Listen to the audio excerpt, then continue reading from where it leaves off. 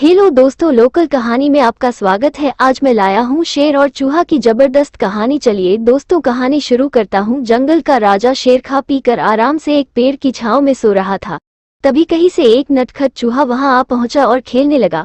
खेलते खेलते वो शेर के ऊपर चढ़ गया। कभी वो शेर की पीठ पर दौड़ता तो कभी सिर पर चढ़ जाता, कभी वो उसके कान पर झूलता तो कभी पूंछ से खेलता। उसे बड़ा मजा आ रहा है और उसकी उछल कूद बढ़ती जा रही थी। नटखट चूहे की धमा चौकड़ी से शेर की नींद टूट गई। आंख खोलकर उसने देखा कि एक छोटा सा चूहा उसके ऊपर खेल रहा है। उसे बहुत गुस्सा आया और उसने चूहे को अपने पंजे में दबोच लिया। शेर के पंजे में आते ही चूहे डर गया और थर थर कांपने लगा। शेर बोला, बदमाश चूहे, तेरी इतनी हिम्मत कि तू जंगल के राजा शेर की नींद में खलल डाले।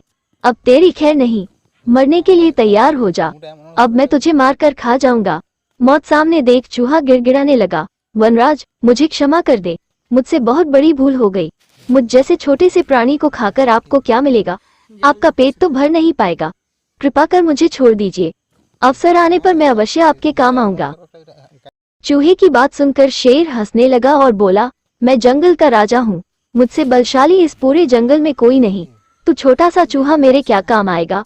लेकिन फिर भी मैं दया करके तुझे प्राणदान देता हूँ। मेरी नजरों से दूर हो जा और आइंदा कभी मेरी नींद में खलल मत डालना। चूहा धन्यवाद कहकर वहां से चला गया। कुछ दिन बीते। एक दिन शेर जंगल में शिकार के लिए घूम रहा था कि वो शिकारी द्वारा बिछाए जाल में फंस गया।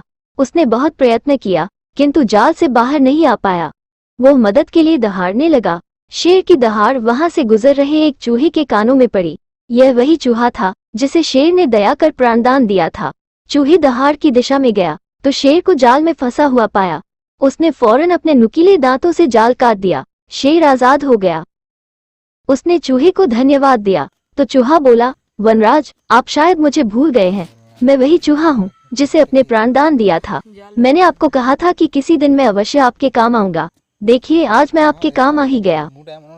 शेर को वो दिन याद आ गया और उस दिन की अपनी सोच पर बहुत पछतावा हुआ कि जिस चूहे को उसने तुच्छ समझा था, उसी की सहायता से वो शिकारी से बच पाया है।